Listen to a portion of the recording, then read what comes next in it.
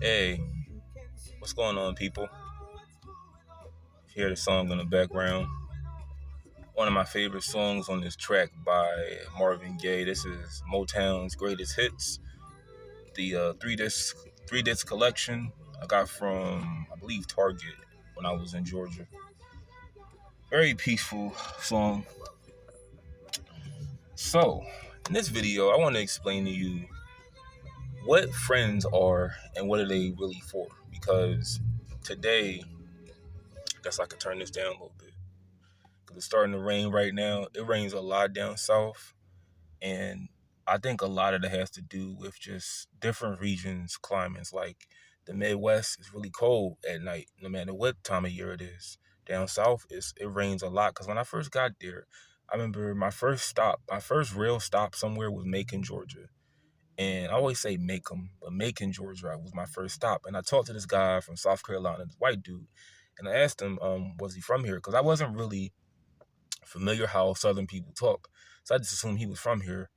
And he said, no, I'm from South Carolina, but I know it rains a lot down here. Because he saw my shirt. I had a Hodges braces shirt on, and that's where I got my teeth done at. And he thought that was like a team. But it rains a lot down here, and I am sort of getting ready for hurricane season next month. I'm not going nowhere because I like my job here.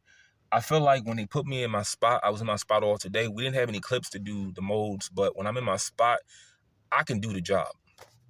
Because like I told you, that job runs just like jail and any other facility where you basically associate with people based on your race. I hate to tell you the reality, but that's just how it is. Indians and Indians, Spanish people with Spanish people, no matter where you from, they all sort of just stick together. And I'm good with that because I don't know Spanish. I don't know Hindi. I tried learning it, believe it or not, but for the wrong reasons, of course. But I mean, I don't know. When you think about it, at the end of the day, black people have more in common with white people. No matter how much we say how racist, how white supremacy is dominant, how it's holding us back, we have more in common with white people than any other minority there is. Because I was talking to a guy at the nursing home. I was explaining to him, because I told you, my brother has a child. If you watch the channel, he has a child with a Hispanic woman, and I was just making the point that the woman you have children with or you marry should be in the image of your mother if you are a man, and the man you have a child with or marry should be in the image of your father if you are a woman. That's how you have a likeness for who raised you. You would not try to pursue any other type of woman based on the relationship with your mother. Because the point that the guy in the nursing home made is, what do you have in common with an Asian woman? Only you try to pursue that woman if you want to have sex, you want to get sex out of her or any other kind of gratification. But back to what I was saying about friends.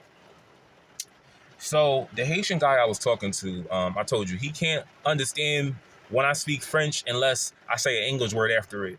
He said, I speak Creole, then I speak French. I was like, okay. But whenever I say just the French word, he won't see nothing back. But if I say,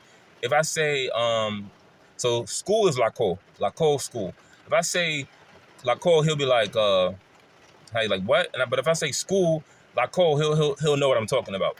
So I'm in no condition to give like nobody rides. Obviously, I don't. And even if I was, in spite of like the things I do when I help people out, very sporadically, the difference is that person is in need.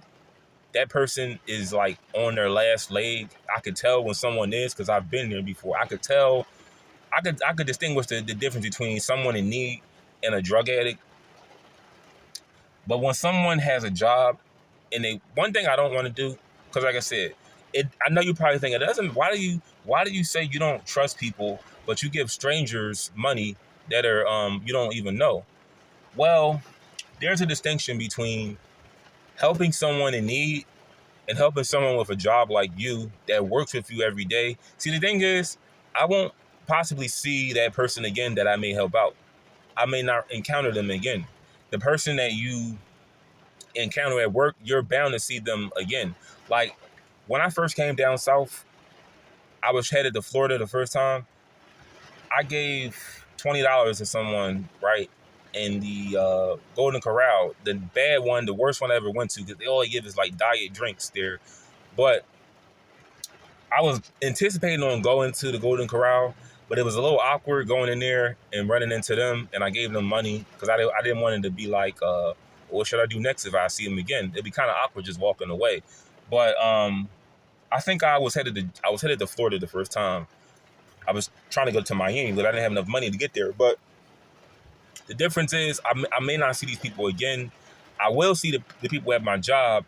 And the thing is, even though I'm telling you that people are there, like they stick with each other based on race, language, and culture, everybody there is an adversary to me, no matter what group you're in. Because if I get hired, if I just sort of just keep to myself, do my job, and I get hired there, I can make over $40,000 in 1 year. If I work every day, no breaks, and that's a lot, but if I work every day, no breaks, I can possibly make over $40,000, and I want to have that saved money I don't touch, and I can keep on working while I'm going to school. But he wanted to see if I could drive him somewhere, and one thing I will never do, I will never let someone in my car, no matter how messed up I am, I will never let somebody in my car that I don't know, because in my first video on this channel about is driving while black a thing, when you have someone in your car you don't know very well and they have drugs or any kind of illegal substance on them, that falls on you as the driver. That's the first thing.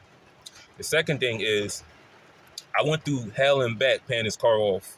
I went through a lot of obstacles paying this car off.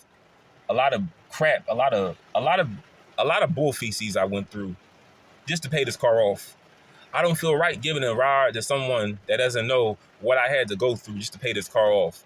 All the sleep I didn't obtain, all the showers I possibly couldn't take because of the way I had to move. Like it was a long process. Let's just say that. But it's raining real hard right now if you hear it.